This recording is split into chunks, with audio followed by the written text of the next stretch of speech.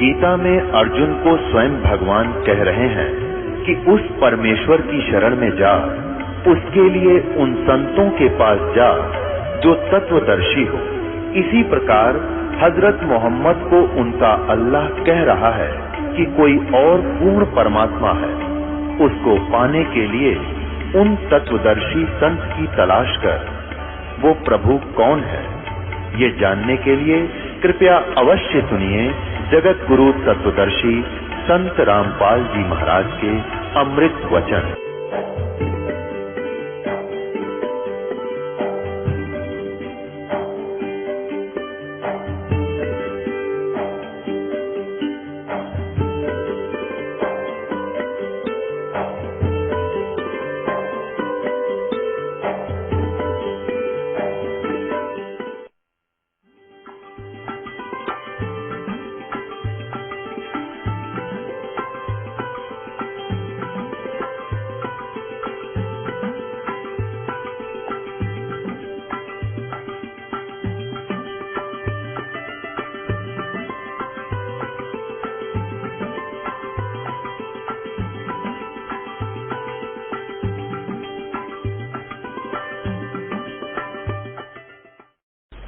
अब देखिएगा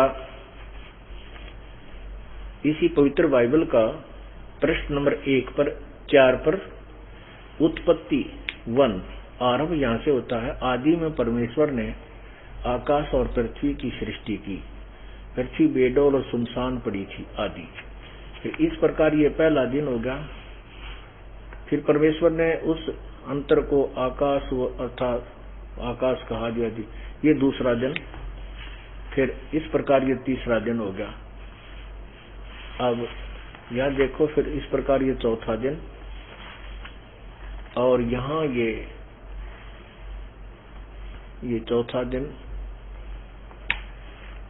और ये पांचवा दिन। अब छठे दिन में भगवान ने किस चीज की उत्पत्ति की? अब इसमें 26 नंबर आयत में लिखा है, फिर परमेश्वर ने कहा, हम मनुष्य को अपने स्वरूप के अनुसार अपनी समानता में बनाएं, और वे समुद्र की मछलियों और आकाश के पक्षियों और घरेलू पशुओं और सारी पृथ्वी पर और सब रेंगने वाले जंतुओं पर जो पृथ्वी पर रेंगते अधिकार रखे, यानी उनका कंट्रोलर हो, खावे नहीं। तब परमेश्वर ने मनुष्य को अपने स्वरूप के अनुसार उत्पन्न किया। अपने ही स्वरूप के अनुसार परमेश्वर ने उसको उत्पन्न किया, और नर और नारी करके उसने मनुष्य की सृष्टि की। और परमेश्वर ने उनको आशीष दी और उनसे कहा कि फूलो फलो और पृथ्वी में भर जाओ और उसको अपने वश में कर लो, और समुद्र की मछलियों तथा आकाश के पक्षियों और पृथ्वी पर रेंगने वाले सब जंतुओं पर अधिकार रखो, यानी उनको उनके कंट्रोलर हो जाओ, खाओ नहीं। आगे स्पष्ट किया है कि फिर परमेश्वर ने उनसे कहा, सुनो, जितने बीज वाले छोटे छोटे पेड़ सारी पृथ्वी पर हैं और जितने वृक्षों में बीज वाले फल होते हैं, वे सब मैंने तुमको दिए हैं, वे तुम्हारे भोजन के लिए। स्पष्ट कर दिया है कि परमात्मा ने मनुष्यों को, फिर परमात्मा ने कहा कि हम मनुष्य को अपने स्वरूप के अनुसार बनाएंगे। परमात्मा ने मनुष्य को अपने ही अनुसार बनाया, उनकी सृष्टि की। फिर पढ़िए, फिर परमेश्वर ने कहा, हम मनुष्य को अपने ही स्वरूप के अनुसार अपनी समानता में बनाएंगे, अपने जैसा। ठीक है। और आगे देखो, तब परमेश्वर ने मनुष्य को अपने स्वरूप के अनुसार उत्पन्न किया। अपने स्वरूप के अनुसार परमेश्वर ने उसको उत्पन्न किया और नर और नारी करके मनुष्य की सृष्टि की।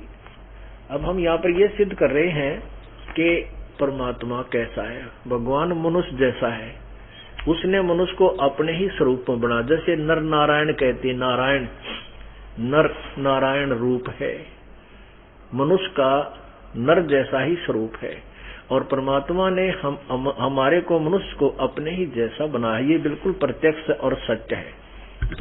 फिर ये भी स्पष्ट हुआ कि परमात्मा ने मनुष्य को मांस आहार का आदेश नहीं दिया। उस पूर्ण परमात्मा ने उसने कहा कि जितने भी ये छोटे बीज वाले, फिर परमेश्वर ने कहा कि सुनो, जितने बीज वाले छोटे छोटे पेड़ और सारी पृथ्वी के ऊपर हैं, और जितने वृक्षों में बीज वाले फल होते हैं, वे सब मैंने तुमको दिए, वे तुम्हारे भोजन के लिए, कहीं मांस आहार के लिए नहीं कहा। फिर इन अन्य जीव जंतुओं को भी यही कहा है प्रभु ने। फिर और जितने पशु, पृथ्वी के पशु, आकाश के पक्षी और पृथ्वी पर रेंगने वाले जंतु हैं, जिनमें जीवन का प्राण है, उन सब के खाने के लिए मैंने सब हरे हरे छोटे पेड़ दिए हैं। और वैसा ही हो गया।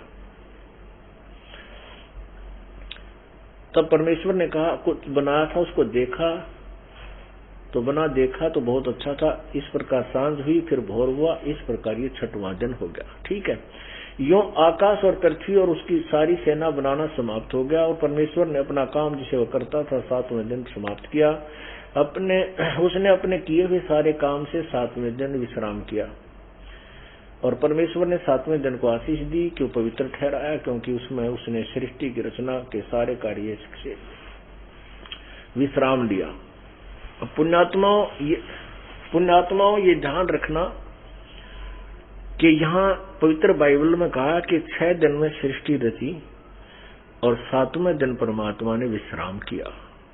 यही आपको पवित्र कुरान शरीफ सूरत फुरकानी 25 आयत नंबर 52 से 59 में स्पष्ट किया जाएगा कि वो कबीर नाम का भगवान है।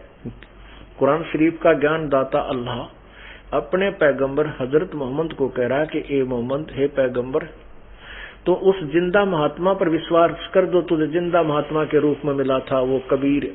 ये काफिर लोग तो उस कबीर को परमात्मा नहीं मानते, लेकिन आप मेरी दलीलों से, इस कुरान के अंदर जो मैं तुझे आदेश दे रहा हूँ, ये सत्य मानना। वो परमात्मा वही है, कबीर वो परमात्मा है जिसने 6 दिन में सृष्टि की, 7वें दिन तख्त पर जा बैठा। और उसकी खबर किसी बाखबर से पूछ देखो। इससे सिद्ध हुआ कि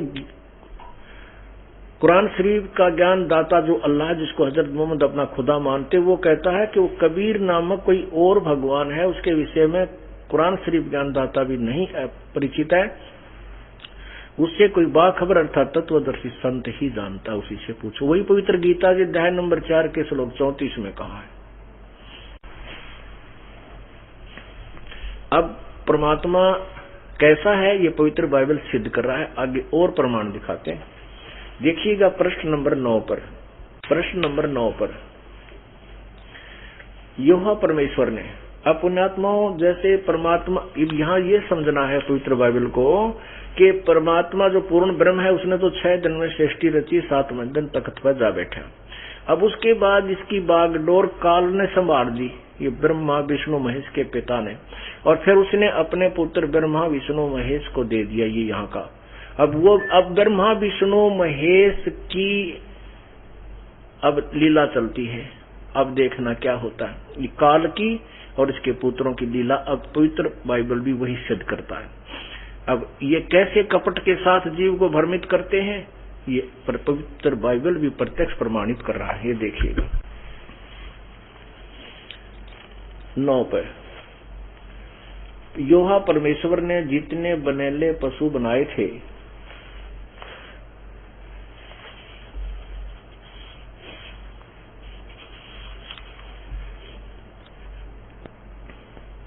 उन सब में सर्प धूर्त था। उसने इस स्त्री से कहा, अब क्या है कि थोड़ा सा विवरण देना पड़ेगा। कहते हैं उसके बाद, कहते परमात्मा ने मिट्टी से बाबा या आदम बनाया और आदम की हड्डी निकालकर उसी से उसकी पत्नी जो है बनाई, हव्वा बनाई। फिर उनको एक वाटिका में छोड़ दिया और उस वाटिका ने बगीचे में छोड़ दिया। उसमें फलदार वृक्ष थे।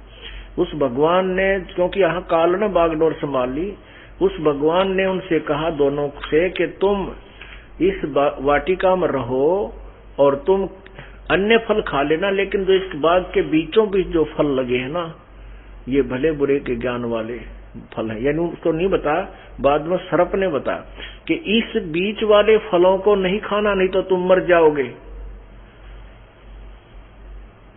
तो कुछ दिन के बाद कहते हैं सर्प ने उस स्त्री से कहा कि तुम इस वाटिका के फल खाते हो। हव्वा ने कहा कि हम इस वाटिका के और फल तो खाते हैं लेकिन बीच वाले फल को नहीं खाएंगे, क्योंकि परमात्मा ने मना किया हुआ है। कहा कि तुम इस फल को, इन फलों को खा लोगे, इन पेड़ों के फल को खाओगे तो मर जाओगे। सर्प बोला नहीं, वो झूठ बोलता है, भगवान जो है तुम्हें बहका रहा है, और यदि वो नहीं चाहता कि तुम इस बीच वाले फलों वृक्षों के फल खा करके तुम्हें ज्ञान हो जाए, भले बुरे का ज्ञान होने लग जाएगा, तुम्हारी आंखें खुल जाएंगी, तो तुम भगवान के तुल्य हो जाओगे। इसलिए वो भगवान तुम्हें गुमराह किया हुआ है और तुम्हें झूठ बोला हुआ है। यदि तुम इस फल को खा लोगे तो तुम्हें तेरी आंखें खुल जाएंगी। स्त्री ने वो फल देखा, बड़ा सुंदर लगा, स्वादिष्ट अच्छा था, तोड़कर स्वयं भी खाया, अपने पति आदम को भी दे दिया। तो उसके फल के खाते ही उनको महसूस हो गया कि तुम तो नंगे फिर रहे हो। शर्म आई, उन्होंने अंजीर के पत्ते तोड़ के अपने पर्दों पर बांध लिए। फिर कहते शाम के समय भगवान आया गौड़ वहां वाटिका में टहलता हुआ, उसकी आवाज सुनकर वो छुप गए वृक्षों के पीछे। उस भगवान ने आवाज लगाई कि आदम तुम कहाँ हो। आदम ने कहा कि मैं तेरी आवाज को देखकर छुप गया हूं, क्योंकि मैं नंगा था, हम नंगे हैं, हमें शर्म आती है आपके सामने आने से। तो भगवान ने कहा कि तुमको किसने बता दिया, तो क्या तुमने वो बीच वाले फलों के पेड़ों के फल खा लिए जिसको मैंने मना किया था? कहा वो हमने खा लिए। किसने बताया? कि सर्प ने बताया। तो इससे क्या बात सिद्ध हुई कि परमात्मा वाटिका में घूमने के लिए सामने आता था। निराकार कितना होगा, वो तो साकार है। अब देखो प्रश्न नंबर 9 पे, अब जिनिस 3 मनुष्य का पतन। योहा परमेश्वर ने जितने बनेले पशु बनाए थे उन सब में सर्प तुरुत था। उसने स्त्री से कहा क्या सच है कि परमेश्वर ने कहा तुम इस वाटिका के किसी वृक्ष का फल न खाना? स्त्री ने सर्प से कहा इस वाटिका के वृक्ष के फल हम खा सकते हैं, पर जो वृक्ष वाटिका के बीच में है उसके फल के विषय में परमेश्वर ने कहा कि न तो तुम इसको खाना है और न छूना है, नहीं तो मर जाओगे। तब सर्प ने स्त्री से कहा तुम निश्चय नहीं मरोगे, वरना परमेश्वर आप जानता है कि जिस दिन तुम उसका फल खाओगे उसी दिन तुम्हारी आंखें खुल जाएंगी और तुम भले बुरे का ज्ञान पाकर परमेश्वर के तुल्य हो जाओगे। अतः जब स्त्री ने देखा कि उस वृक्ष का फल खाने के लिए अच्छा है और देखने में मनभाऊ है, बुद्धि देने के लिए चाहने योग्य भी है, तब उसने उसमें से तोड़कर खाया और अपने पति को भी दिया और उसने भी खाया। तब उन दोनों की आंखें खुल गई और उनको मालूम हुआ कि वे नंगे हैं। इसलिए दोनों ने अंजीर के पत्ते तोड़ जोड़कर लंगोट बना दिए। तब यूहा परमेश्वर जो दिन के ठंडे समय वाटिका में फिरता था का शब्द सुनको सुनाई दिया। तब आदम और उसकी पत्नी वाटिका के वृक्षों के बीच में यूहा परमेश्वर के पीछे से छिप गए। तब यूहा परमेश्वर ने पुकार कर आदम से पूछा तू कहाँ है?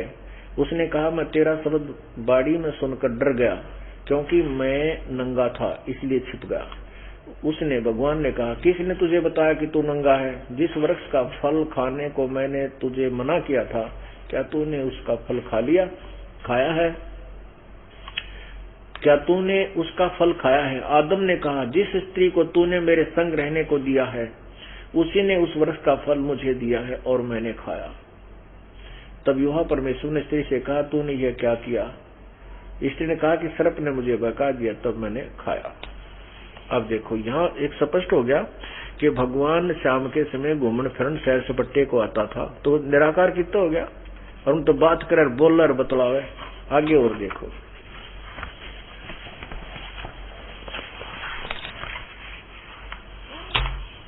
ये प्रश्न नंबर 10 पे उत्पत्ति 3-4 यानी ये 3 नंबर अध्याय बुक की 3 नंबर अध्याय की 21 में। और यूहा परमेश्वर ने आदम और उसकी पत्नी के लिए चमड़े के अंगरखे बनवाकर उनको पहना दिए। और फिर यूहा परमेश्वर ने कहा मनुष्य भले बुरे का ज्ञान पाकर हम में से एक के समान हो गया, इसलिए अब ऐसा न हो कि ये हाथ बढ़ाकर जीवन के फल के वृक्ष का फल भी तोड़कर खा ले और सदा जीवित रहे। अब देखो कितनी प्यारी बात कही है कि उस भगवान ने आदम और उसकी पत्नी के लिए चमड़े के कपड़े बनवाए। इसका मतलब भगवान तो साक्षात उनके सामने बात करता था, मिलता था, कपड़े ले पर आए। और फिर क्या कहता है कि उस भगवान ने सोचा कि कहीं ये मनुष्य, अब मनुष्य जो है भले बुरे के ज्ञान होने वाले वृक्ष के पेड़ के फल खाकर हम में से एक के समान हो गया। इसका मतलब एक से अधिक भगवान है। फिर देखो यही प्रश्न नंबर 10 पे अध्याय नंबर 3 का श्लोक नंबर 21। योहा परमेश्वर ने आदम और उसकी पत्नी के लिए चमड़े के अंगरखे बनाकर उनको पहना दिए।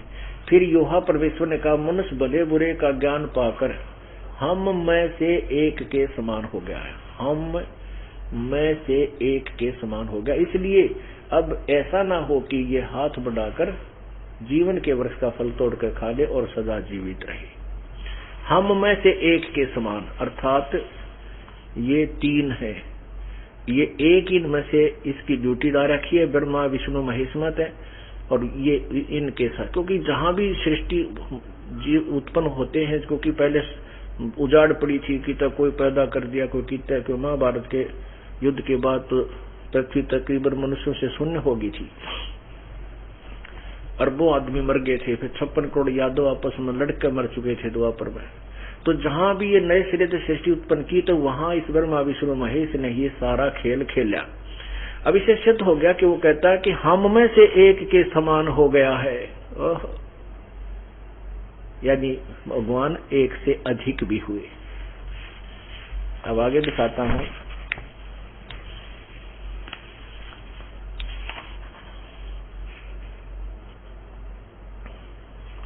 ये देखिएगा पृष्ठ 11 पे उत्पत्ति ग्रंथ और अध्याय पृष्ठ 11 पे और 5वां अध्याय 5 का आदम की वंशावली यह है। जब परमेश्वर ने मनुष्य की सृष्टि की तब अपने ही स्वरूप में उसको बनाया। इस 11 नंबर पर एक और साक्षी दे दी कि आदम की वंशावली यह है कि जब परमेश्वर ने मनुष्य की सृष्टि की तब अपने ही स्वरूप में उसको बनाया। यानी यहां भी प्रमाण दे दिया 11 पृष्ठ पे 5वें अध्याय में कि भगवान ने जब मनुष्य बनाया तो अपने स्वरूप में अपने जैसा बनाया। और देखिएगा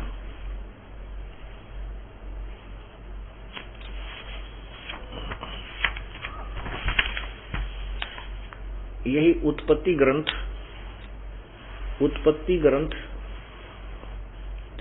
पृष्ठ 23 और 17 अध्याय में और प्रथम श्लोक में अब अब्राहम 99 वर्ष का हो गया तब योहा ने उसको दर्शन देकर कहा, मैं सर्वशक्तिमान ईश्वर हूं, मेरी उपस्थिति में चल और सिद्ध होता जा। यानी अब्राहम 99 वर्ष का हो गया था तब योहा परमेश्वर ने उसको दर्शन देकर कहा, क्या हुआ? परमात्मा साकार है, सिद्ध हुआ। आगे देखो, अब देखिएगा प्रश्न नंबर 24 पे उत्पत्ति ग्रंथ ये 18 नंबर में 3 अतिथि। वो जैसे अभी आपने पढ़ा था कि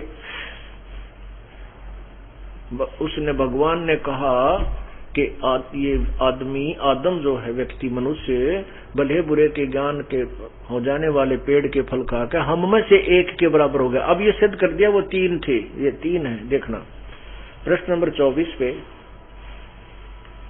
उत्पत्ति ग्रंथ अध्याय 17-18 में देखिएगा, ये अध्याय 18 है। 3 अतिथि। अब्राहम ममरे के बांज वृक्षों के बीच कड़ी धूप के समय तंबू के द्वार पर बैठा हुआ था तब योहा ने उसे दर्शन दिया। उसने आंख उठाकर दृष्टि की तो देखा कि 3 पुरुष उसके सामने खड़े हैं। जब उन्होंने उन्हें देखा तब उनसे भेंट करने के लिए तंबू के द्वार से दौड़ा और भूमि पर गिरकर दंडवत की और कहने लगा, अब क्या हो गया, तीन ये भी प्रकट हो गए, वो तीन आदमी थे, तीन भगवान है, रजगुण ब्रह्मा, सदगुण विष्णु, तमगुण शिव जी, ये सभी को यही व्यवस्थित किए हुए हैं। ये सिद्ध हो गया कि परमात्मा साकार है, दर्शन देता है, और वो तीन भी हैं, वो भी साकार हैं। अब आपको कुरान शरीफ के अंदर थोड़ा सा झलक दिखाते हैं और उसके बाद एक कथा सुनाते हैं।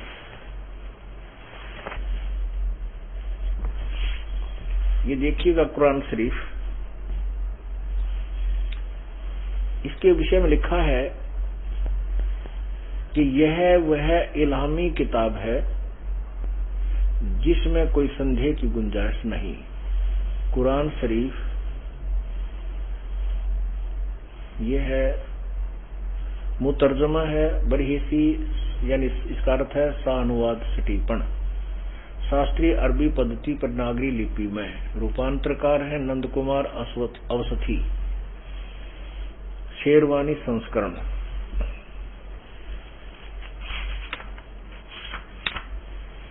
ये देखिएगा, यह वह इल्हामी किताब है जिसमें कोई संदेह की गुंजाइश नहीं। मुतर्जम वही, सानुवाद सटीपण टिप्पण, शास्त्रीय अरबी पद्धति पर नागरी लिपि में, शेरवानी संस्करण, प्रकाशक हैं लखनऊ किताब घर, मौसम बाग, सीतापुर रोड, लखनऊ। अब इसमें देखिएगा,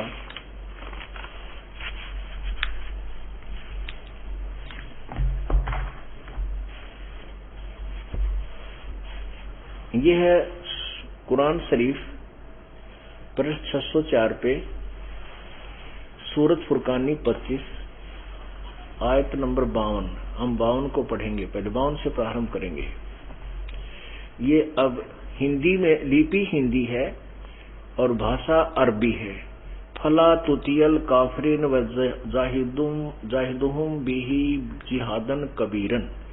अब इसको कबीरन को कबीर भी लिखते हैं, कबीरा भी लिख देते हैं। जैसे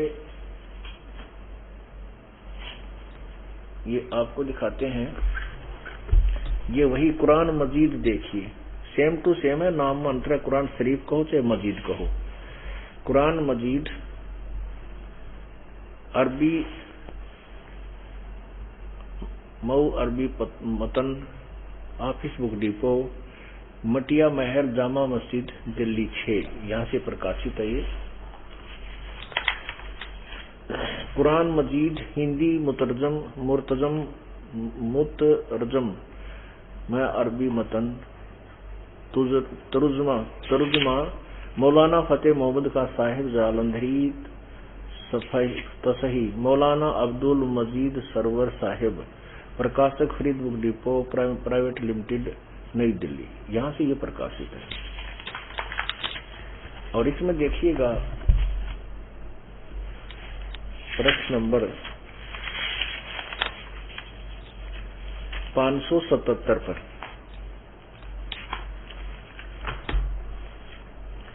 इसमें कोई भी अंतर नहीं है, केवल थोड़ा पृष्ठ का अंतर है। 577 पर देखिएगा,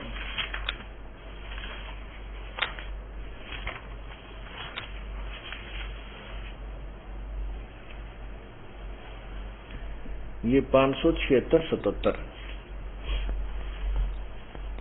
ये कुरान मजीद 576, सूरतुल फुरकानी 25, नीचे आइएगा 52 नंबर आयत पर, ये 52 आयत है। 51वीं समाप्त हुई, फला तुतियल काफिरिन व जाहिदुम बिही जिहादन कबीरा। इसको कबीरन कहो चाहे कबीरा कहो चाहे कबीर कहो, देखो कबीरा, और यहां इसकी हिंदी दिया हुआ है। अब मैं आपको केवल इतना ही दिखाना चाहता था कि इसको कबीरन कहो चाहे कबीरा कहो चाहे कबीर कहो। अब देखिएगा, ये कुरान शरीफ है, ये पवित्र कुरान शरीफ, सूरत फुरकानी 25, प्रश्न नंबर 604 पे, नीचे हम वहीं पर 52 पर आते हैं। फला तुतियल काफिरिन व जाहिदुम बिही जिहादन कबीरन, इसका यहाँ अनुवाद किया है इन्होंने। ये 51 समाप्त है। 52, ए पैगंबर यानी जो कुरान शरीफ बोलने वाला खुदा कह रहा है हजरत मोहम्मद जी को, ए पैगंबर तुम काफरों का कहां न मानना और इस कुरान की दलीलों से उनका सामना बड़े जोर से करो। इन्होंने कबीर का अर्थ बड़ा कर दिया। इसका अर्थ ये बनता है कि हजरत मोहम्मद को उसका खुदा कह रहा, जो कुरान शरीफ बोल रहा है कि ये पैगंबर तू उन काफिरों का कहा न मानना जो कबीर को भगवान नहीं मानते, और मैं जो तुझे हिदायत दे रहा हूँ, जो ज्ञान दे रहा हूँ, इसके आधार पर उनका यानी कबीर भगवान है, उस कबीर परमात्मा के लिए संघर्ष करना, लड़ना नहीं, संघर्ष करना, कबीर के लिए संघर्ष करना। फिर भी चलो आगे देखते हैं। अब ये आयत नंबर 58 देखें। इसमें खबीरा कहो चाहे कबीरा कहो, कबीरन कहो, एक ही बात है। इसका अर्थ इन्होंने बड़ा ही किया है, और यहां भी खबीरन 59 में खबीरन कहो कबीरन कहो, एक ही बात है। ये सर्व भाषा में अंतर, बोलने में अंतर होता है, लिखने में भी उसका अंतर थोड़ा बन जाता है। अब देखिएगा, अब यहां इसका अनुवाद हम लेते हैं। आप 52 हमने आयत का अनुवाद वहां देखा ही नहीं के द्वारा किया। अब 53 का देखो, और वो कबीर नामक अल्लाह वही है। समझो, यहाँ लिखा है कि जो कबीर के बारे में जिक्र किया, ये वही भगवान है जिसने 2 दरियाओं को मिला चलाया, एक का पानी मीठा प्यास बुझाने वाला और एक का खारी कड़वा, और दोनों को एक आड़ और मजबूत रोक बना दी। और वही है जिसने पानी की बूंद से आदमी को पैदा किया, फिर उसको साहिब नसब यानी किसी का बेटा या बेटी और ससुराल वाला आदि आदि बना दिया। और तुम्हारा परवरदिगार हर चीज के करने में शक्तिमान है। 55 शुरू होती है 55 आयत। और काफिर अल्लाह के सिवाय ऐसों को पूजते हैं जो न उनको नफा पहुंचा सकते हैं और न उनको नुकसान, यानी अन्य देवताओं की पूजा करते हैं, वो ना कुछ हानि कर सकते ना लाभ। और काफिर तो अपने परवरदिगार से पीठ दिए हुए उस भगवान कबीर से दूर विपरीत हो चुके हैं, मुंह मोड़े हैं। अब 56 में कहा कि ए पैगंबर, अब 55 समाप्ति 56 शुरू हुई। ए पैगंबर हमने तुमको खुशखबरी सुनाने और सिर्फ अजाब से डराने के लिए भेजा है। 57 में क्या कहा है, इन लोगों से कहो कि तुमसे इस अल्लाह के हुक्म पर मैं कुछ मजदूरी नहीं मांगता, हाँ जो चाहे अपने परवरदिगार तक पहुंचने की राह इख्तियार कर ले। अब 58 में क्या कहा है, 58 में यहाँ देखिए, 58 में खबीरा शब्द है, 59 में भी कबीरन या कबीरा कुछ भी समझो, ये एक ही अर्थ है। अब 58 में शुरू होता है यहाँ पर, ए पैगंबर उस जिंदा चैतन्य पर भरोसा रखो जो कभी मरने वाला नहीं है। ये कबीर परमात्मा हजरत मोहम्मद जी को, कबीर भगवान हजरत मोहम्मद जी को भी एक जिंदा महात्मा के रूप में मिले थे। उनको भी सचखंड सतलोक लेकर गए थे, लेकिन उससे पहले हजरत मोहम्मद जी जबरील नाम के देवता के द्वारा इतना भयभीत कर दिया गया था, उसको डरा कर गला घोंट कर भयभीत करके उनको अपने वाला ज्ञान घोट कर पिला दिया था और भयभीत कर दिया था। इसलिए उसका परमात्मा की आज्ञा से परमात्मा के उस लोक में रहने की उसने इच्छा व्यक्त नहीं की, वहां की साधना स्वीकार नहीं की। अब वो कुरान शरीफ वाला कहता है कि वो भगवान था, वो भगवान है, वो कबीर जो तुझे जिंदा के रूप में मिला था, उस जिंदा पर विश्वास रख, वो कभी वास्तव वो अवर अजर है, वो कभी मरने वाला नहीं है। अब देखो 58 आयत यहाँ शुरू होती है, पैगंबर उस जिंदा यानी जिंदा पर भरोसा रखो जो कभी मरने वाला नहीं है, और तारीफ के साथ उसकी पाकी बयान करते रहो, वो उसकी महिमा का गुणगान करते रहो, और अपने बंदों के गुनाहों से वो बाखबर है, अर्थात वो पाप विनाशक है। गुनाह माने पाप। अब 59 में स्पष्ट किया है कि जिसने आसमानों और जमीन और जो कुछ उनके बीच है उसको 6 दिन में पैदा किया, फिर तख्त पर जा विराजा, वह अल्लाह बड़ा। अब अल्लाह बड़ा, इस कबीरा का अर्थ इन्होंने खबीरा का जो 59 में खबीर है इसका बड़ा अर्थ कर दिया। यहाँ हम लिखते हैं वह है अल्लाह कबीर, वह अल्लाह कबीर रहमान है, और जो उसकी खबर किसी बाखबर यानी इल्म वाले से पूछ देखो। ओहो, फिर पढ़ो 59वीं, जिसने आसमानों और जमीन और जो कुछ उनके बीच में है सबको 6 दिन में उत्पन्न किया, पैदा किया, फिर तख्त पर जा विराजा, वह अल्लाह बड़ा, अर्थात वह अल्लाह कबीर रहमान है जो उसकी खबर किसी खबर से, तो उसकी खबर किसी खबर अर्थात इल्म वाले से पूछते को। सत साहिब।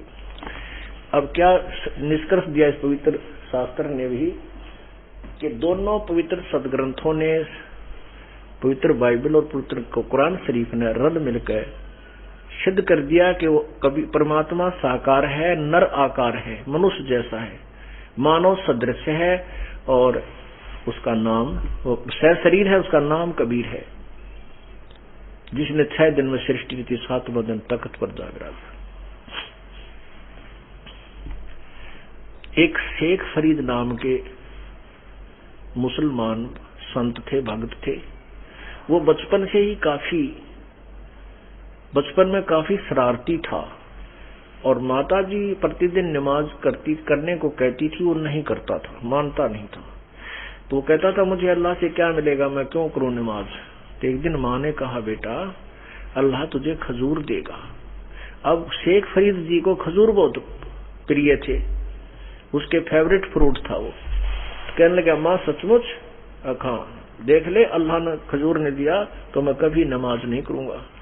माता ने कहा अवश्य देगा बेटा। वो ये नोचाव थी कि यो किसी तरह भगवान अल्लाह नमाज तो बालक से के करनी आवे, पर ये शरारत पीछा छोड़ दे, मैं अपना कोई काम कर लूं, मेरे उलाने लावे।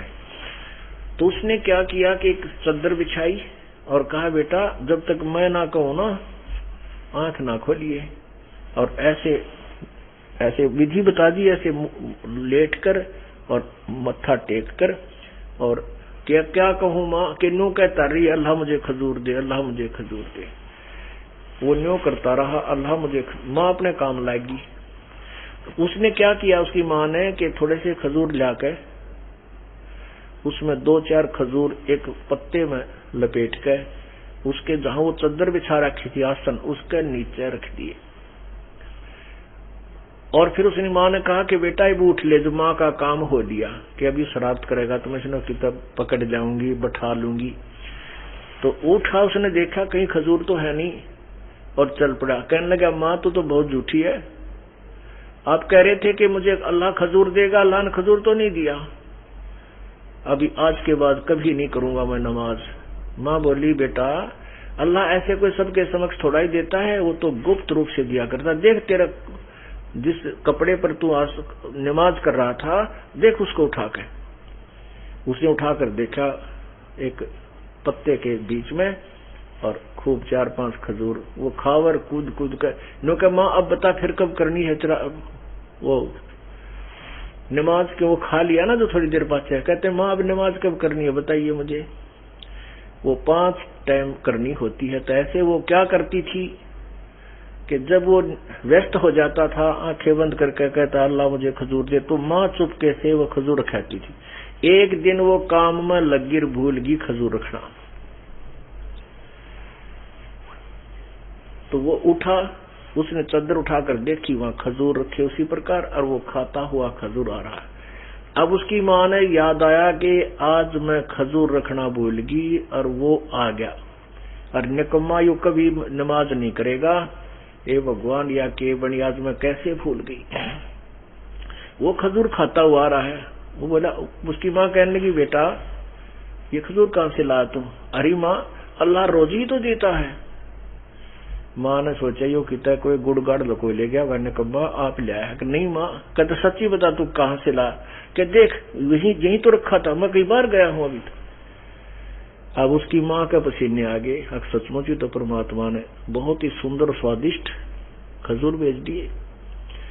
अब ये लक्षण है कि वो पिछले जन्म का संस्कारी हंस था और उसके लिए परमात्मा पूर्ण ब्रह्म साथ साथ फिरता है। कहते हैं जो जन हमारी शरण है ताका हूं मैं दासे, गेल गेल लाग्या फिरूं जब लग धरती आकाश। वही बालक शेख फरीद बड़ा होकर के घर त्याग दिया, क्योंकि जिनको भगवान की चाह है वो तड़फ जाते हैं जब तक उनको यथार्थ भगवान भक्ति मार्ग नहीं मिलता। तो उसने जाकर के एक सूफी गुरु यानी एक तपस्वी संत को गुरु बना लिया। अब उस तपस्वी ने जैसा ज्ञान था उसको कहा, बेटा तप से प्रभु का दीदार होगा, अल्लाह के दर्शन होंगे, और घोर तप जो जितना जी कर सकते हो आप उन्हें विधि बता दी। ठीक है, वो करने लगे। अब क्या होता है कि आश्रम में जहां वो रहते थे वहां पर 5-7 और भी शिष्य थे उस गुरु के। उन्होंने क्या किया हुआ था कि प्रतिदिन एक दिन एक की ड्यूटी लगा, अपनी सेवा बांट रखी थी कि एक दिन एक ही व्यक्ति, एक ही सेवक खाना भी बनाओगा गुरुजी का और वस्त्र भी धोएगा। और वो गुरुजी जो था, शेख फरीद का गुरुजी जो था, वो हुक्का पिया करता और गुरुजी का हुक्का भी भरेगा। शेख फरीद के प्रति उस गुरुदेव का काफी रुझान था, उसको अत्यधिक यानी फेथफुल, विश्वसनीय मानता था और अधिक उसको सेवा में रखता था।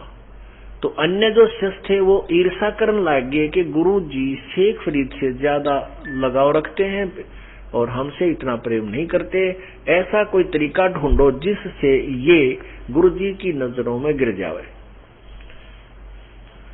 ये आग सारे लगी रही। जो जहां परमात्मा का रोल नहीं होता वहां ऐसे ऐसे हर डेरों में बीमारी घर कर जाती है।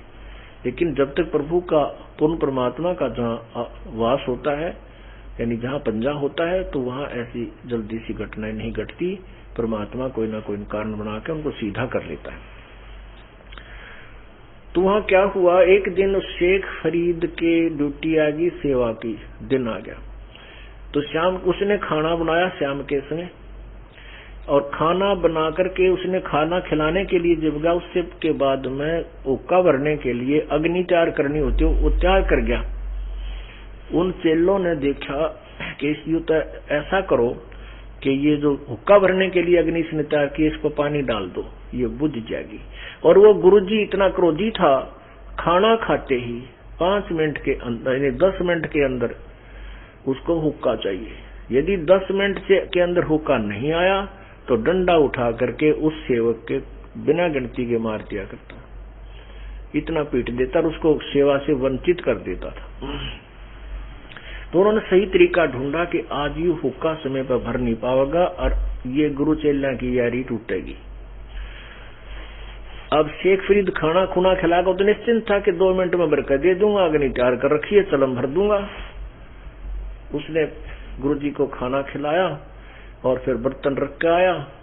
फिर धीरे धीरे आकर के वो जो ही उस अग्नि के पास पहुंचा जहां उसने चलम रखी थी, देखा तो आग तो बुझ गई। उसमें थोड़ा सा चमास से, यानी वर्षा के दिन थे, उसने सोचा गिल्ला लकड़ी थी, बुझ गई होगी। वहां से आधा किलोमीटर की दूरी पर गांव था। अब उसने आव देखा ना ताव देखा, हाथ में चलम ले ली, तमाकू डाल लिया और स्पीड खींच दी। वहां देखा कि एक घर से धुआं उठ रहा था। उस घर में भागकर घुस गया और कहा, माई अग्नि दे दे, माई की बेटी अग्नि दे दे। अब वह माई जो है दुखी हो रही थी, फूक मारे धुआं आग बाढ़, वह बड़ा नहीं आथा में का पानी पड़ा। तो वो कहने लगा, वह गुस्से में आकर बोली, क्यों सिर पर चढ़ता हुआ है, आंख फूटे धुआं आग में, तू आंख फुड़वा ले, जब आग मिल लगी वही मिल रहा है आग। उसने कहा, माई कौन सी आग, आंख फोड़े तो मिल जाएगी, हाँ आंख फोड़वा ले जब मिल लगी। वह उसका नहीं देखा भी को नहीं, अपना फू फू करने लग रही। तो उसने क्या किया, चिमटा देकर आंख में और वह आंख काट दी। उसको ये था कि यदि आज गुरुजी रुष्ट हो गए, तेरी करी कराई कमाई जाओगी। उसने काट का आंख, ले माई आंख ले दे, मना आगे दे दे। अब माई ने देखा उतरा गजब, सचमुच आंख काट दी। वह डर गई। अब साधु भी पहुंचा हुआ बतावे है, वो वचन कह दे तो उसकी पार जाती है, और ये तो उसका शिष्य है। वह डर गई और ने बोली, महाराज ले ले आगे। अब उस संत ने, जो शेख फरीद ने, ऐसे कपड़ा बांध लिया उस आंख के ऊपर, फूटी हुई जो शेष थी उसके ऊपर ने कपड़ा बांध लिया और फटाफट आग रख के और फिर डांक ठोक दी। अब गुरुजी ने पहली आवाज लगाई थी, रे शेख फरीद भाई, ओ काला बेटा, वह भी उसने सुन ली दूरी तक गुरुजी की। पहला अलार्म हो गया और दूसरे तीसरे बना पहुंचा था, डंडा हाथ में होता। फिर उस बाजा आंख निकाल रखी है, पीड़ा ऐसा है, ऐसा नहीं है पीड़ा हो रही है, लेकिन चसक भी नहीं रहा वो संत भक्त और भाग लिया। दूसरी आवाज लगाई तो भी दूर था। तीसरी जब आवाज लगाई रहे, शेख फरीद कहाँ मर गया? आ गया गुरुजी, आ गया गुरुजी, आ गया गुरुजी, आ गया, पहुंच गया। क्या हो गया बेटा? कहाँ के हो गया था जी? वर्षा के दिन थे और गुरुजी आग बनी नहीं, या नगरी से जाकर लाया हूं। मैं कहा अच्छा बेटा, तेरी आंख का क्या हो गया? बस ये आपकी दया है, वैसे कुछ नहीं हुआ जी, भागा जाऊं था, थोड़ी सी ऐसे खरोंच सी आ गई, एक झाड़ी लगी और बांध कर नो। और अच्छा बेटा को दवाई दुई कर ले। अब गुरुजी तो पी का हुक्का पड़ गया, खरट्टे मारे। वो माई ने नींद आवना रात ने गया कि बनी है भगवान, देख कैसा पाप हो गया मेरे तो। अब उसने क्या किया कि वो एक कपन से रख रखी थी आंख, वह छुपा रखी कि रात न जाऊं को नहीं, सुबह जाऊंगी। वह सुबह उस आंख को लेकर के गई, कहने लगी महाराज जी मेरे से गलती होगी, मुझे माफ कर दो। क्या हो गया बेटी? अब माफ कर दो महाराज, मेरे से बड़ी गलती होगी। ऐसे ऐसे आपका भक्त आपका शिष्य अग्नि लेने गया था, मैं दुखी हो रही थी, धुएं में अग्नि गिल्ली थी, मौसम गिला था और वातावरण गिला होने से लकड़ी भी ठीक से नहीं जल रही थी। मैं फूंक मार मार के मेरी आंखें धुएं से खराब हो रही थी और मैंने ऐसे ऐसे कह दिया और आपके शिष्य ने आंख सचमुच निकाल के दे दी। ये गुरुजी मैंने माफ कर दो, मेरे पाप लग गया।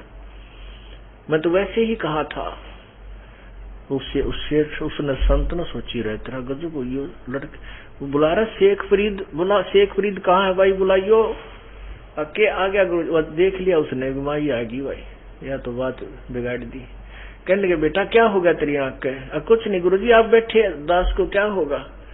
गुरुजी बोला आंख खोल इस कपड़े ने। वो कपड़ा खोला तो आंख नो की नो पाई, लेकिन थोड़ी छोटी होगी पहले वाली से, और वह माई न्यारी ले रही। अब पुण्यात्माओं, ये दास आपको क्या बताना चाहता है? ये तत्व ज्ञान सुनाना चाहता है। कहते हैं इतने सिद्ध पुरुष थे शेख फरीद के वो गुरुदेव कि आंख भी जो की तो होगी उसकी फूटी हुई, लेकिन मोक्ष फिर भी नहीं था।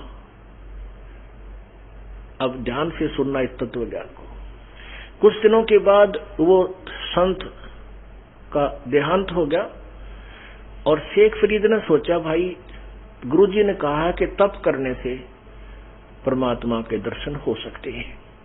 अब जैसा भी उस अज्ञानी गुरु ने डड़े डोण की आज्ञा दी थी, उस शिष्य के करे वो तो तन मन तन से पर कुर्बान था।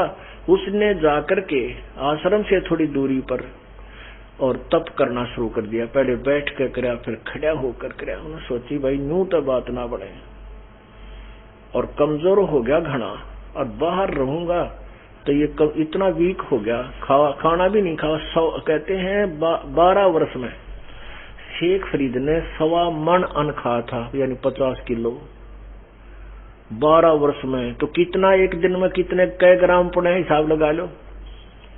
हम तो 1.25 मन खा जा मनमान एक महीने में, और उसने 12 वर्ष में खाया।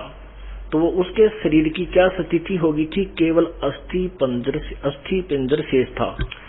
एक दिन वो लेटा हुआ था और बहुत घबराया हुआ था, हे भगवान ये शरीर भी जाएगा और दर्शन भगवान के हुए नहीं।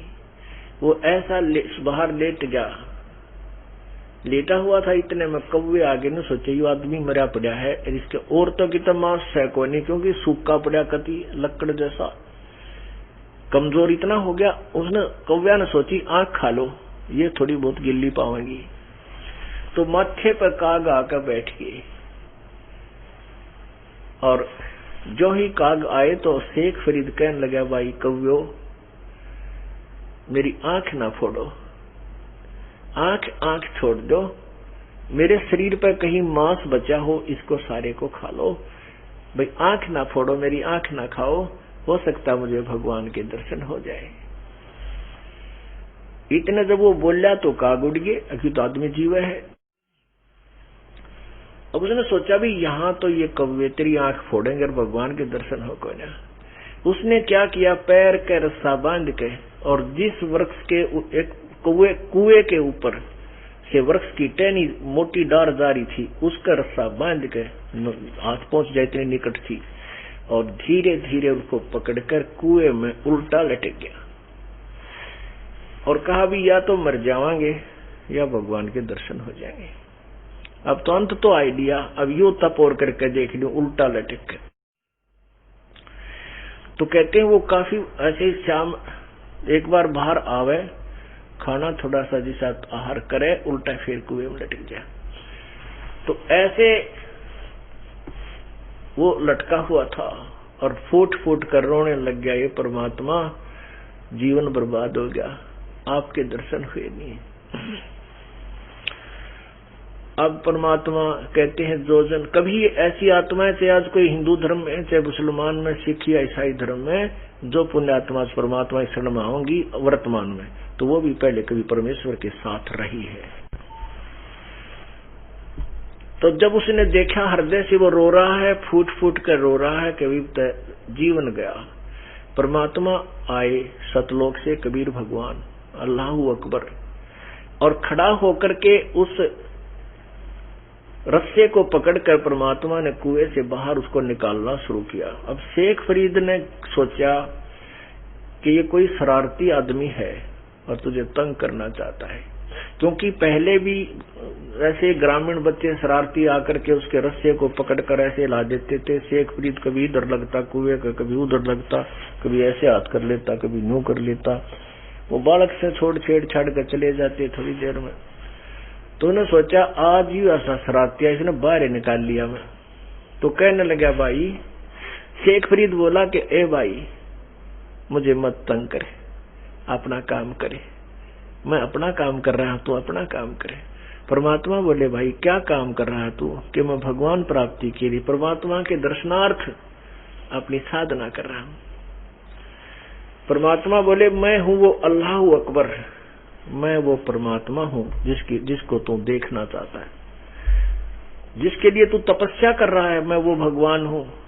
और शेख फरीद ने सोचा ये सचमुच बदमाश आदमी है, निकम्मा। फिर भी संत आधीनी से बोलते हैं, कहने लगे भाई आप भगवान नहीं हो, भगवान तो आप जैसा नहीं होता, भगवान दिखाई थोड़ा देता है, वो तो बेचून है, निराकार है। यानी पीछा छुटावा था कि मैंने छोड़ दे, उल्टा सुल्टा बोलूंगा तो गड़ देगा। तो कहने लगा भगवान तो बेचून है, निराकार है, वो दिखाई थोड़ा ही देता है। परमात्मा बोले भले आदमी आप किस लिए साधना कर रहे हो? कि भगवान के दीदार के लिए। अरे भले आदमी, एक तरफ तो आप कह रहे हो कि भगवान तो निराकार है, वो दिखे को नहीं, और फिर उसके देखने के लिए, दीदार के लिए तो शरीर खत्म करने जा रहा है। तेरी छुरी तो देख लो क्या है, तू कर क्या रहा है? अरे दीदार करेगा तो उसके वो साकार भी होगा, साकार बिना तो दीदार क्या करेगा। अब कहते हैं गामकार ज्ञान का तो चमका था वो है, एक हो जाकर जल्दी ही मार जाकर ज्ञान, तो उसको तो एकदम सारे सक्रिय सिद्ध हो गए, बुद्धि के रत तेरा गजब हो। इधर से देखना चाहता हूं और फिर उसको निराकार को दिखाई थोड़ी देता, फिर क्यों डलेड हो रहा है? नो के नो पैर पकड़ दिए, उल्टे लटके लटकाए। अब उनको ये पता था कि कुरान शरीफ में लिखा है कि परमात्मा के विषय में कोई बाखबर बताओगा, तो उसने फिर भी नहीं जची वो भगवान है, यकीन नहीं हुआ, विश्वास नहीं हुआ। उसको इतना महसूस हो गया शेख फरीद को कि ये बाखबर जरूर है, और मिल गया आज भगवान मिलाने वाला। तब परमात्मा ने, क्योंकि तत्व दर्शी संत की भूमिका भी वही करता है, तो प्रभु ने कहा कि भाई मैं तुझे परमात्मा पाने की विधि बताऊंगा बेटा, मैं वो बाखबर हूं, नो सोच ले। तो तब उस शेख फरीद से कहा कि क्यों अपने शरीर का नाश करे, शरीर के लिए तूने के दुश्मनी है जो खाना भी छोड़ दिया, इसको खत्म कर रहा है। भोजन खा पर ज्यादा मत खा, इतना खाओ कि शरीर हल्का फुल्का रहे, और ज्यादा भी नहीं खाना चाहिए। एक धड़ी खाकर गुड़ाई टूटे जा भक्ति कैसे होगी। प्रथम अंजल संयम राखा, योग युग सतगुरु भाखे। तब उस शेख फरीद का कल्याण कबीर परमेश्वर ने कुछ दिन वहां तत्वदर्शी संत रूप में रह करके उसका संयोग साथ दिया, एक आश्रम सा बनाया अपनी शक्ति थे सिद्धि थे, और शेख फरीद को वहां रखा और भक्ति योग्य, उसको मोक्ष योग्य बनाया। बोलो सतगुरुदेव।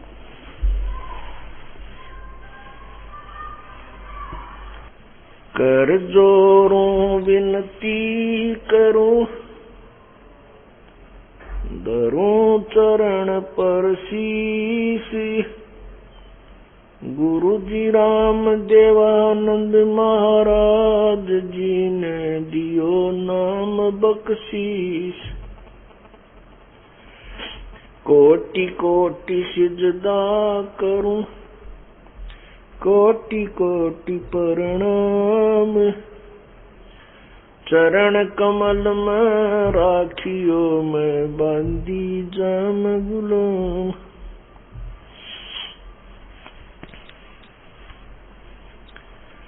कुत्ता तेरे दरबार का, मोतिया मेरा नाम, गले प्रेम की जेवड़ी, जहाँ खेचो वहाँ जाऊं मैं। तो करो तो बावड़ू, दूर दूर करो तो जाऊं। जो राखो तो ही रहूं, जो देवो सो खाऊं।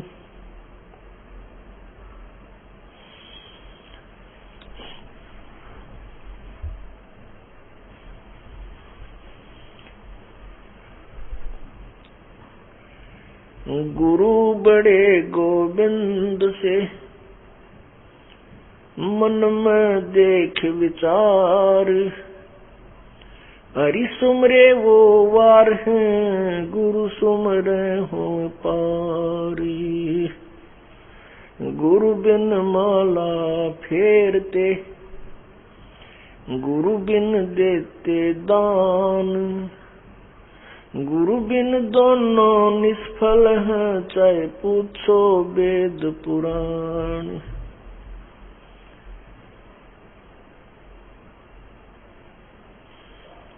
राम कृष्ण से कौन बड़ो, उन्हों भी गुरु कीन। तीन लोक के वे धनी, गुरु आगे अधीन।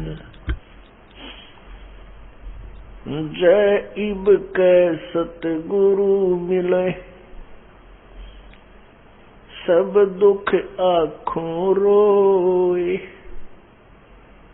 चरणों ऊपर शीश धरूं, कहूँ जो कहनी होए। कबीर गुरु जी मिलेंगे, पूछेंगे कुशलात।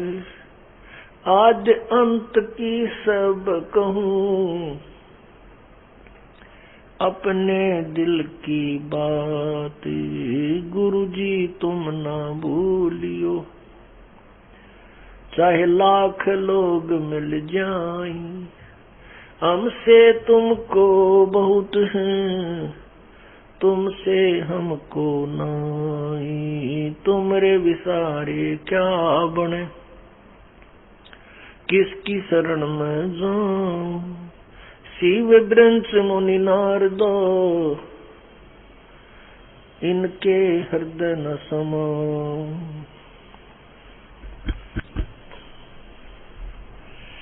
अब गुण किए तो बहुत किए, करत न मनी हार। बावे बंदा बख्श दियो, बावे गर्दन उतार।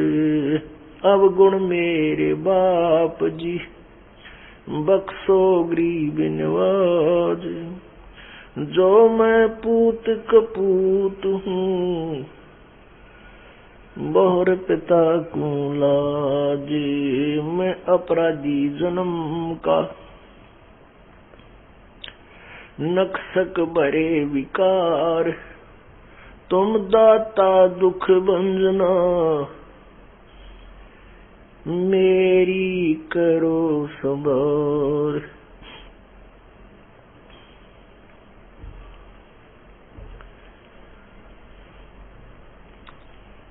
बंदे तू कर बंदगी, बंदे तू कर बंदगी, जय चावे दीदारे। अवसर मानुष जन्म का, भाई मिले न बारंबार। मानुष जन्म पाके नहीं रटे हरि नाम, जैसे कुआ जल बिना बनवाया किस काम। मानुष जन्म दुर्लभ है, ये मिले न बारंबार। जैसे तरवर से पत्ता टूट गिरे, वो बोर न लगता डार।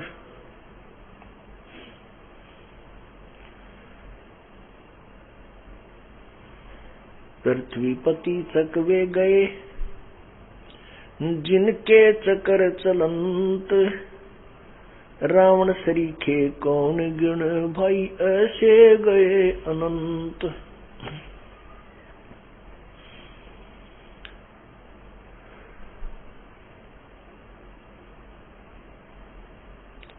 सर्व सोने की लंका होती, रावण से रणधीरम।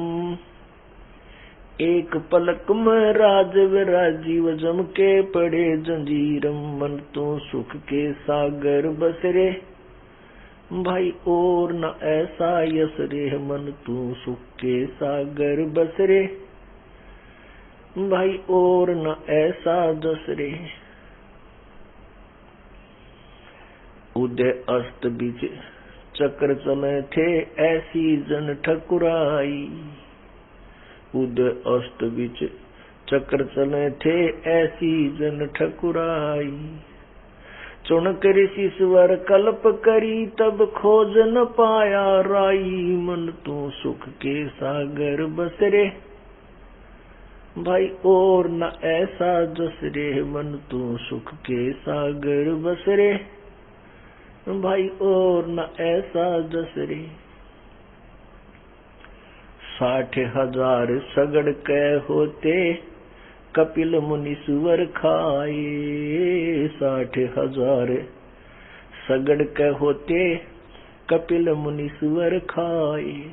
एक सपुत्र उतान पात, कव परमात्म पद पाए। मन तू सुख के सागर बसरे, भाई और न ऐसा यस रे। मन तू सुख के सागर बसरे, भाई और न ऐसा यस रे।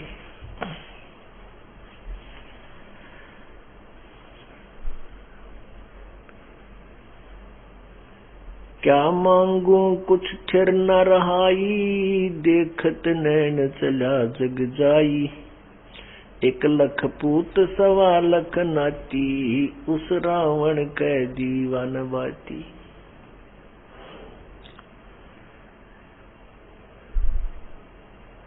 परम पिता परमात्मा सारी सृष्टि के रचनहार, सर्व संकट निवारण, मंगल करण कबीर परमेश्वर अपने सतलोक को छोड़ करके अपनी आत्माओं के लिए, अपने बच्चों के लिए इस काल के गंदे लोक में आते हैं। और वो हमें ये समझाने का प्रयत्न करते हैं कि बच्चों, ये तुम्हारा मूल स्थान नहीं है, ये तुम्हारा रहने का स्थान नहीं है। तुम मेरी आत्मा हो, तुम मेरे बच्चे हो। तुम अपनी नालायकी के कारण इस काल के जाल में फंस गए हो, और इस काल ने आपके साथ बहुत भयंकर धोखा किया हुआ है। आपको भ्रमित करके अज्ञान अंधेरे में रोका हुआ है। मैं तुम्हें ये तत्व ज्ञान रूपी टॉर्च देने आया हूं, इसकी रोशनी में तुम अपने घर आ जाओगे। उसके लिए परमात्मा स्वयं भी आए हैं, फिर अपने एविडेंस बनाए हैं, अपने गवाचार किए, ताकि इस बिचली पीढ़ी के समय में ये प्यारी आत्माएं अपने परमात्मा को पहचान सकें, अपने पिता को पहचान